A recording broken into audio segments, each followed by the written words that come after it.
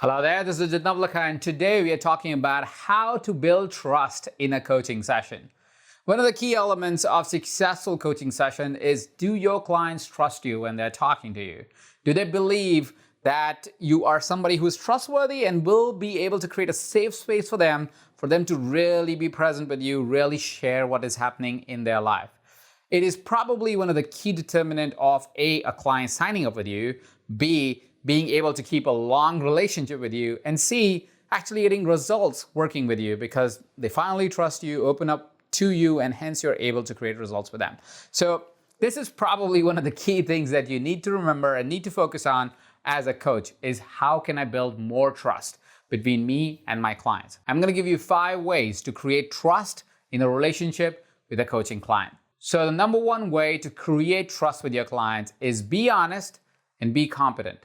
You see, if you show up honestly in a relationship, in a relationship with a client where you are saying what you do and you are actually delivering to it. If you're making a commitment, you're honest about that commitment. You're showing up for your client honestly every single time. If you mess up anywhere, you share that you messed up, so that way they can feel the honesty in the conversation that they're having with you, that you're making honest recommendation, that you are making honest commitments between you and your client. Honesty reflects in your face, in your body, in how you show up, and it is very important determinant if your client will really commit to being honest with you. You need to be able to demonstrate competence in your work. You see, a client is going to give you all their trust if they feel that you're not going to mangle it or destroy it or not live up to it. And that can only be demonstrated if they see you as a competent human being, if they see you as somebody who actually can make use of all that trust that they're giving you in their own benefit. So demonstrate your competence. Don't just assume because you're a coach and they've signed up with you, they will believe that you're competent. You have to demonstrate it. You have to show it to your client in one way or another that you are a competent human being that is going to get them the results that you have promised to get them. This also means that when you are showing up for your clients in honesty and competence, is that you're showing deep commitment to the work that you are going to do with them. Show up 5 minutes early to the call or 2 minutes early to the call so your client is never waiting for you to show up. Show that if you commit to a date and a time, you'd make your best effort to actually deliver at that date and a time. If there was follow-ups that you're suggesting that you will do with your client, make sure those follow-ups are happening timely in a committed fashion. When you commit to something with your client, honor those commitments. As you'll honor them, you'll find that your client becomes more and more trusting of you. Which brings me to the second very important thing to build trust between you and your clients. It's a tricky one, but a very important one. It is being vulnerable with your clients. Now, I know you may have heard the word vulnerability probably a million times, especially as a coach, because everybody seems to talk about it. But let me contextualize it a little bit in really understanding what vulnerability means in context of your conversation and your relationship with your client. Vulnerability doesn't mean that you go bawling eyes in front of your clients going, oh man, I had this as a terrible day, or this is what's happening in my life. When you are in a coaching relationship with your client, it's not about you, it's about them. Being vulnerable simply means that you are presenting what is happening in your life vulnerably and honestly to them. It doesn't mean you have your breakdowns in front of them. It doesn't mean you have to cry your balls out. It doesn't mean any of it.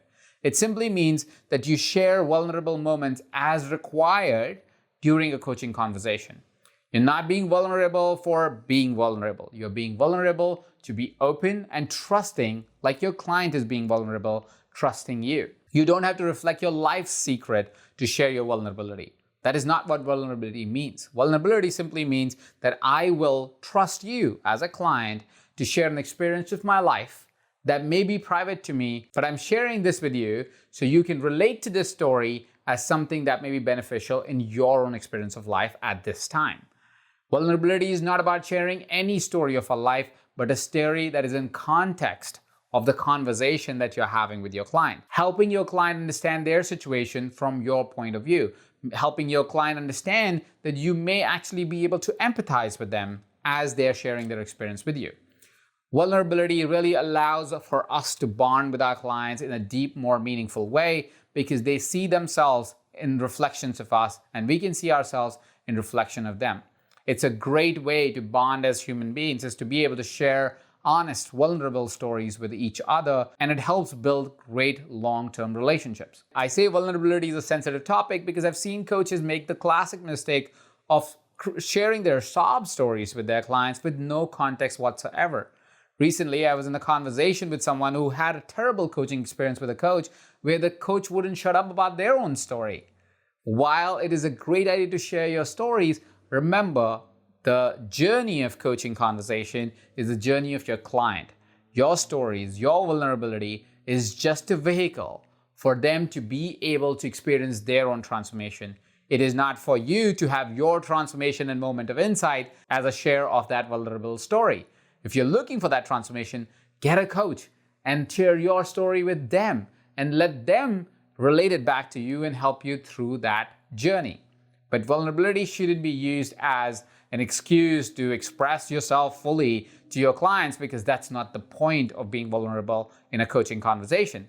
It is to be able to build trust with them, to be able to demonstrate your capability, to be able to demonstrate how you can empathize with them or share with them some tools that may have helped you in a similar situation in your life. Which brings me to the third step, or the third thing that is to consider when you're building trust between you and your clients. It may not seem obvious, but it actually helps tremendously as respect between both the parties. And that is having clear boundaries and agreements. Having clear boundaries and agreements may not seem like something that builds trust and just makes you feel safe, but it actually is a great trust builder. Having somebody clarify what their boundaries are on what's okay, what's not okay, gives our clients a frame to really think about it. It gives them that box for them to go, okay, this is the area that I can consider safe with this person, which is my coach. And defining those straight away helps your client build some level of trust with you, because they go, okay, I know what's okay and what's not okay. And that's an important factor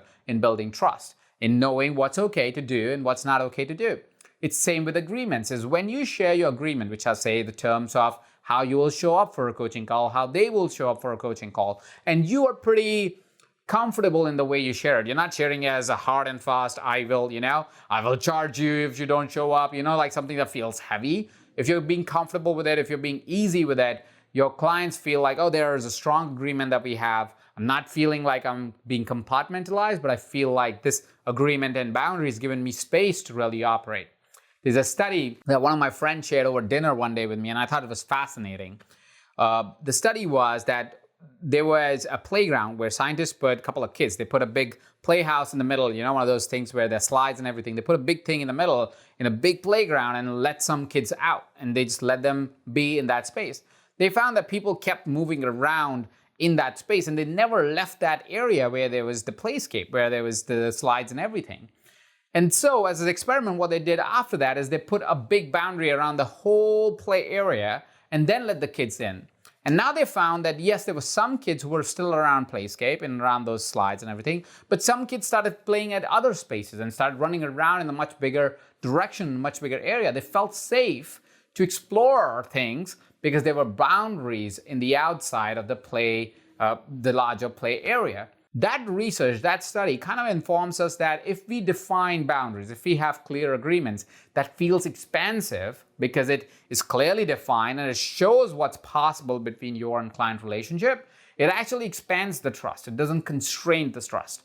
The only thing, or the caveat for you to remember, is how to define them. How to make your client feel comfortable when you're defining a boundary, when you're defining an agreement. How to not them feel like it's a constraint, but actually an opportunity for us to grow together. Because that's really what a boundary does. A boundary doesn't only constrain where it is not okay, it actually gives you permission to what's okay, which sometimes is way beyond what we may have thought of initially. So make sure you define clear agreements and clear boundaries, walk them through it. Don't just send it like an email or whatever. Actually walk them through it. Take extra 20 minutes to make sure they understand what you mean with the written word that you might have sent. So that way they feel the expansiveness of the opportunity that you created by defining those boundaries and those agreements. Because sometimes when you send it as a written statement, they will hear it the way they want to hear it. And because of that, they may find it constraining instead of expansive, like you actually want to present. So make sure that you actually physically or on video walk them through what you really mean by that boundary or that agreement so they can see the expansiveness of it. Another way to build trust is to ask your clients things that will help them have a better experience. For example, one of the key things that I do with my clients is try to ask them, hey, what kind of learner are you? Do you prefer audio? Do you prefer video? Do you prefer more kinesthetic, where there's exercises involved, there's some physical experience involved? Asking that question allows for your client to A, reflect if they haven't already reflected as to what is better for them, and B, if they've reflected on them, to be able to share it with you, which gives you an opportunity to create learning models around the way they learn better. And because they now recognize that you asked that question, it brings it to their awareness how curious you are in their learning experience, how interested you are that by the end of the experience, they get the most out of it. And that builds amazing trust between you and your client, because now you are creating experiences that are more congruent to their learning style, so they capture more out of that coaching relationship with you. And that, of course, also helps you create more results for your clients, which in time, of course, builds even more trust between you and your clients. And the last tool I want to offer you to build more trust between you and your client is to build some empathy. Build empathy for yourself. People think people are empathetic or they're not empathetic. That's just not true. Empathy is like any other skill. You can build it. Some people build it easily. Some people take a little bit more time to build it. But building empathy is key to success in a coaching relationship. When you are an empathetic person, which means when you are able to reflect on somebody's experience and have an experience yourself and reflect on it and be able to be present with them in the way they would like, the support they would like at the time, it really builds tremendous amount of trust between you and your client. A lot of times we believe empathy is about sharing the same experience. It's not. It's about being able to reflect into somebody's experience, then be able to see how would I like to be supported at that time, and then supporting the person in the same way. Remember that experience I was talking about earlier in the video where there's a friend of mine who had a coaching experience where somebody was just being super vulnerable? The other thing that they were doing was they were, instead of being empathetic to my friend, they were just going on and on and on about how they totally understand the experience of the person because of what happened in their life. Again, the point of empathy is not to share how amazing you are to understand their experience. That's not the point. The point of empathy is so that a person that is sitting with you feels like that you are not just ignoring them or you're not just not understanding what they're trying to say. It is to be able to help the client understand that you understand, that you are trying to understand, that you are able to reflect on their experience and be able to show up for them in the best way possible. A lot of coaches really struggle with empathy because they think they have to really know the experience, and some of the experiences are really hard to know. Like, what if one of your clients is experiencing physical abuse in their relationship and you've never experienced physical abuse or even seen physical abuse in your life? What would you do? You can't feel that experience, but you can be present to your client by reflecting into it and going, how would I feel if I was in that relationship? Or how would I feel if I saw a relationship in front of me like that? And if I was in a relationship like that, how would I want my coach to show up for me? What is it that they would need to do or I would want them to do? And sometimes showing empathy is about just being there.